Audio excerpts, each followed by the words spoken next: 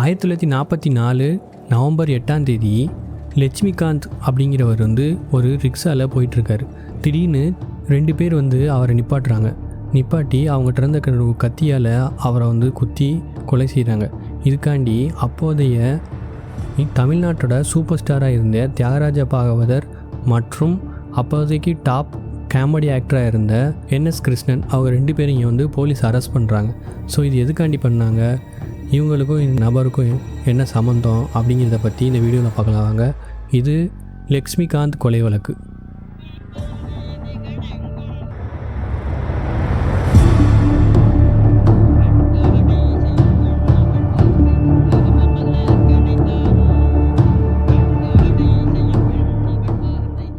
Okay, இப்போ இந்த லட்சுமிகாந்த் அப்படிங்கிறவர் யார் அப்படிங்கிறத பற்றி பார்ப்போம். இவர் சின்ன வயசுலேருந்தே லாயர் ஆகணும் அப்படின்னு சொல்லி ஆசைப்பட்றாரு. ஆனால் அவரால் லாயர் ஆக முடியல. ஸோ அப்போல்லாம் ஆனால் இவர் வந்து நார்மலாகவே கொஞ்சம் அறிவாளியாக இருந்திருக்காரு. அதுக்கப்புறமா வக்கீல்களுக்கு கேஸ் பிடிச்சி கொடுக்கக்கூடிய அந்த வேலையை வந்து இவர் பார்த்துட்ருக்காரு. அதுக்கு இடையில் போலி டாக்குமெண்ட்ஸை க்ரியேட் பண்ணக்கூடிய அந்த வேலைகளையும் சில பார்த்துட்டு இருந்திருக்காரு.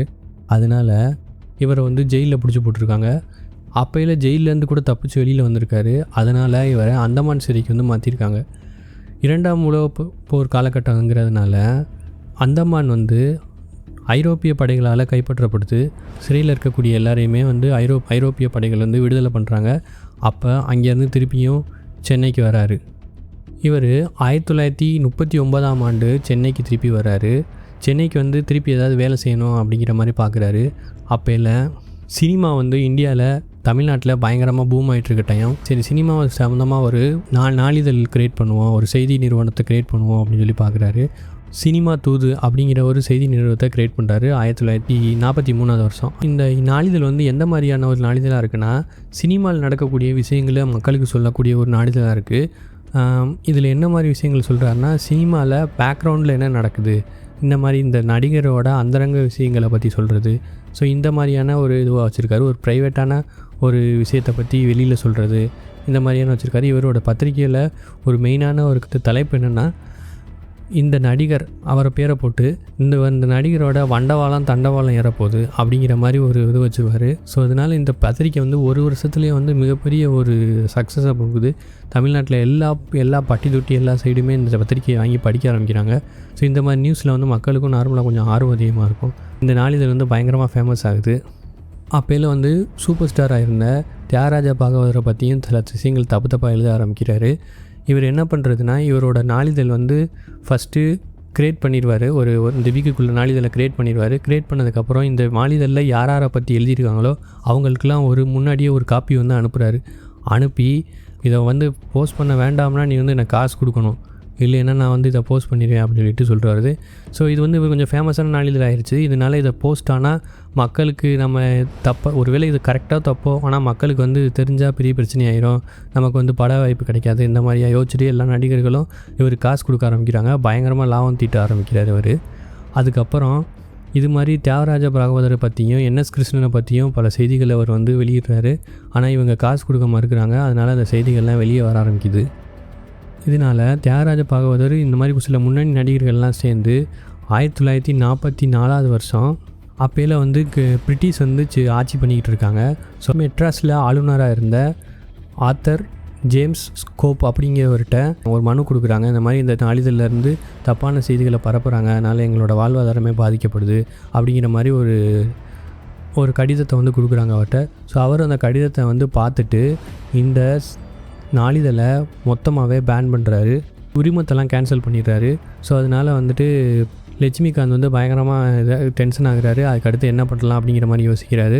ஆனால் அது வந்து கொஞ்சம் புத்திசாலியான ஆள். ஸோ அதனால் வந்துட்டு கொஞ்சம் போலி ஆவணங்கள்லாம் தயாரித்து தான் பண்ணலாமா அப்படிங்கிற பார்க்குறாரு.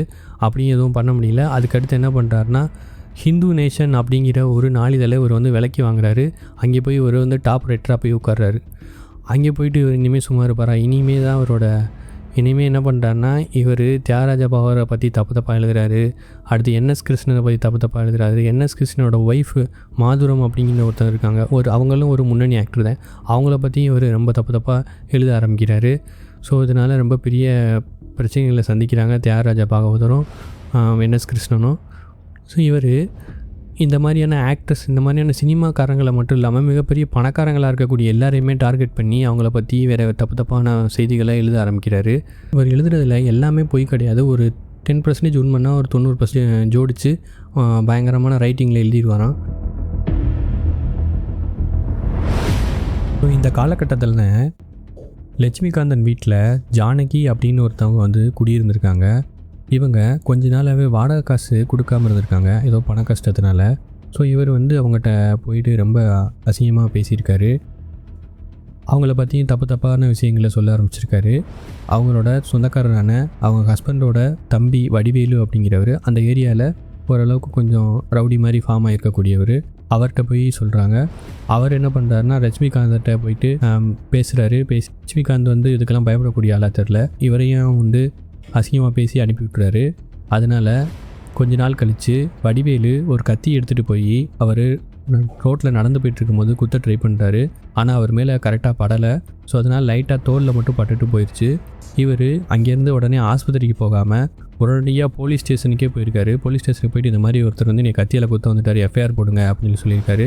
போலீஸ் என்ன சொல்லியிருக்காங்கன்னா, இது வந்து கத்தி குத்து வந்து அந்தளவுக்கு பலமாக படலை, ஸோ அதனால் எங்களால் எஃப்ஐஆர் போட முடியாது அப்படின்னு சொல்லிட்டாங்க. ஆனால் இவர் அதுக்கு அடுத்து இவங்களை எப்படியாவது எஃப்ஐஆர் போட்டாகணும் அப்படின்னு சொல்லிட்டு இவரோட ஃப்ரெண்டு ஒருத்தர் வக்கீலாக இருந்திருக்காரு. அவர்கிட்ட சொல்லி டைரெக்டாக கோர்ட்டில் வந்து நம்ம இந்த மனுவை கொண்டுட்டு போவோம் அப்படிங்கிற மாதிரி சொல்லி ஒரு மூவ் பண்ணிக்கிட்டு வந்திருக்காரு. இதுக்கு இடையில தான் திருப்பியும் வடிவேலு இன்னொருத்தரை கூட்டிகிட்டு வந்து திருப்பியும் வந்து லட்சுமிகாந்தை கத்தியால் குத்துறாரு. இந்த தடவை வந்து பயங்கரமான ஆழமான காயம் பட்டிருக்கு. இப்போ கூட இவர் வந்து திருப்பி ஆஸ்பத்திரி போகாமல் கடுமையான இரத்த காயங்களோட திருப்பி எந்திரிச்சு அவன்கிட்ட இருந்த அவரோட நண்பரை கூட்டிக்கிட்டு போலீஸ் ஸ்டேஷனுக்கு நேரடியாக போயிருக்காரு. போலீஸ் இவரை பார்த்து மிரண்டு போயிருக்காங்க, இவ்வளோ இரத்த காயத்தோடு வந்திருக்காரு அப்படின்னு சொல்லிட்டு. அங்கே இவர் வந்து ஒரு கம்ப்ளைண்ட் கொடுத்துருக்காரு. இவர் வந்து யார் மேலே கம்ப்ளைண்ட் கொடுத்துருக்காரு? வடிவேலு அப்படிங்கிறவர் மேலே தான் இவர் கம்ப்ளைண்ட் கொடுத்துருக்காரு. என்எஸ் கிருஷ்ணன் மேலேயோ தியாகராஜ பாகவதர் மேலேயோ இவர் வந்து எந்த கம்ப்ளைண்ட்டுமே கொடுக்கல. கம்ப்ளைண்ட் கொடுத்துட்டு அதுக்கப்புறம் தான் வந்து ஹாஸ்பிட்டலில் போய் சேர்ந்துருக்காரு. ஹாஸ்பிட்டலில் சேர்ந்து நைட்டுலாம் நல்லா இருந்திருக்காரு. அடுத்த நாள் வந்து இவர் வந்து மரணம் அடைஞ்சிருக்காரு. அதுக்கடுத்து போலீஸ் வந்து இவங்க இந்த வடிவேலுவையும் அந்த இன்னொருத்தவரோட வந்த இன்னொருத்தரையும் சேர்ந்து கூட்டியிருந்து விசாரிக்கிறாங்க. அப்போயில் அவங்க என்ன கன்ஃபர்ஸ் பண்ணுறாங்கன்னா, ஜெயகாந்தன் அப்படிங்கிறவர் தான் எங்களுக்கு வந்து 2500 காசு கொடுத்து இந்த இதை பண்ண சொன்னார். 500 அட்வான்ஸாக கொடுத்தாரு, இப்போ அடுத்தடுத்து 2000 கொடுத்தாரு அப்படின்னு சொல்கிறாங்க. அதுக்கடுத்து ஜெயகாந்தனை பிடிச்சி விசாரிக்கும் போது தான் சில உண்மைகள் வெளியில் வருது. அவர் என்ன சொல்கிறாருன்னா, தமிழ்நாட்டோட சூப்பர் ஸ்டாராக இருக்கக்கூடிய தியாகராஜ பாகவதர் தான் என்னை இந்த கொலையை பண்ண சொன்னார். அவர் என்கிட்ட 3500 காசு கொடுத்து இந்த கொலையை வந்து பண்ண சொன்னார் அப்படின்னு சொல்கிறாரு. சொன்னோன்னே இது வந்து பெரிய ஒரு சர்ச்சையாக வெடிக்குது. அதுக்கடுத்து போலீஸ் வந்து தியாகராஜ பாகவதரை அரெஸ்ட் பண்ணுறாங்க. தமிழ்நாடு ஃபுல்லாக நியூஸ் பேப்பர்ஸ் மூலமாக பரவ ஆரம்பிக்குது. மக்கள் எல்லாருமே கொந்தளிக்க ஆரம்பிக்கிறாங்க. சில பேர் வந்து இவர் இந்த மாதிரி பண்ணியிருக்க மாட்டார் அப்படிங்கிற மாதிரி சொல்கிறாங்க. சில பேர் வந்து நல்லவன் மாதிரியே நடித்து இப்படி ஏமாற்றிட்டானே அப்படிங்கிற மாதிரியும் பேச ஆரம்பிக்கிறாங்க தியாகராஜ பாகவதரை பற்றி. தியாகராஜ பாகவதரை அரெஸ்ட் பண்ணுறாங்க. அரெஸ்ட் பண்ணி ஜெயிலில் போடுறாங்க. சென்னை நீதிமன்றம் வந்து இவங்களுக்கு வந்து ஆயுள் தண்டனை கொடுக்குது. இது வந்து ஒரு மிகப்பெரிய ஒரு கேஸ் அப்போயில் வந்து தமிழ்நாட்டில் பார்க்கப்படுச்சு. அப்போயில் வந்து இந்தியாவை ஆண்டுக்கிட்டு இருந்தது வந்து பிரிட்டிஷார் ஆண்டுக்கிட்டு இருந்தாங்க. ஸோ அதனால் வந்து இவங்க இந்த கேஸை மேல்முறையீடு பண்ணணும்னா லண்டனில் போய் தான் மேல்முறையீடு பண்ண முடியும், லண்டனில். ஸோ அதனால் வந்து அப்போயில் வந்து ஃபண்டு வந்து திரட்டுறதுக்கு பெரிய சிக்கலாக இருந்துச்சு. அப்போயில் என்எஸ் கிருஷ்ணனுக்கு திராவிட கட்சிகளில் கொஞ்சம் சப்போர்ட் இருந்துச்சு. ஸோ அதனால் பெரியாரும் அண்ணாதுரை அவங்களும் சேர்ந்து ஒரு ஃபண்டு கலெக்ட் பண்ணுறாங்க. ஒரு 50,000 அளவுக்கு ஒரு ஃபண்டை கலெக்ட் பண்ணுறாங்க. இவங்க இந்த திராவிட கட்சிகள் கொடுத்த ஃபண்டை வச்சுக்கிட்டு லண்டனில் மேல்முறையீடு பண்ணுறாங்க. லண்டன் நீதிமன்றம் என்ன சொல்லுதுன்னா, இந்த சாட்சிகள் எதுவுமே சரியான முறையில் இல்லை அப்படின்னு சொல்கிறாங்க. அதனால் இவங்க 2 பேரையுமே நிரபராதிகள் அப்படின்னு சொல்லி ரிலீஸும் பண்ணுறாங்க. வெளியில் வந்ததுக்கப்புறம் இவங்க வந்து ஒரு 2.5 வருஷம் ஜெயிலில் இருந்திருப்பாங்க. தியாகராஜ பாகவதரோட மனநிலையே ரொம்ப உடஞ்சி போச்சு. ஆனால் என்எஸ் கிருஷ்ணன் கொஞ்சம் நம்பிக்கையோடு தான் இருந்திருக்காரு. என்எஸ் கிருஷ்ணன் வெளியில் வந்து அதுக்கு அடுத்து நிறையா ஹிட் படங்கள் கொடுக்க ஆரம்பிச்சிட்டாரு. தியாகராஜ பாகவதர் வெளியில் வந்ததுக்கப்புறம் எல்லாமே மாறி போயிருந்துச்சு. இவர் வந்து பாட்டு பாடுறதுலேயே மிகப்பெரிய ஆளாக இருந்திருக்காரு. பாட்டு பாடி ஒரு படத்துலேயே 50 பாட்டெலாம் பாடி ஒரு படம் பண்ணியிருக்காரு. ஸோ அந்த மாதிரி இருந்த நேரத்தில் இவங்க வந்து அதுக்கடுத்து இப்போ வெளியில் வரும்போது எம்ஜிஆர், சிவாஜி கணேசன் இந்த மாதிரி ஆக்டர்ஸ்லாம் வெளில வந்துட்டாங்க. இவங்களாம் டைலாக் பேசி பயங்கரமாக இது பண்ணுறாங்க. ஸோ இதனால் இந்த காலகட்டத்தில் இவரால் நடித்து பெருசாக கெட்டு கொடுக்க முடியல. இந்த கேஸை பொறுத்தளவுக்கு பார்த்தோன்னா, லட்சுமிகாந்தை கொலை செஞ்சது யாருங்கிறதுக்கான கொஸ்டினுக்கான ஆன்சரு இன்ன வரைக்குமே கிடைக்கவே இல்லை. லட்சுமிகாந்தன் பல பிஸ்னஸ்மேன்களை பற்றியும் தப்பு தப்பாக எழுதியிருக்காரு, நடிகர்களை பற்றியும் தப்பு தப்பாக எழுதியிருக்காரு.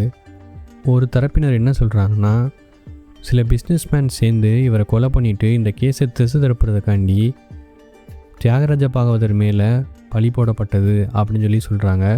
சில பேர் தியாகராஜ பாகவதரும் என்எஸ் கிருஷ்ணனும் சேர்ந்து தான் லட்சுமிகாந்தை கொலை செஞ்சாங்க அப்படின்னு சில பேர் சொல்கிறாங்க.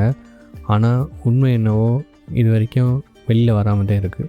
இது மாதிரி இன்ட்ரெஸ்டிங் கேஸ் ஃபைல்ஸை பற்றி தெரிஞ்சுக்க நம்ம சேனலை ஃபாலோ பண்ணி சப்ஸ்கிரைப் பண்ணிக்கோங்க.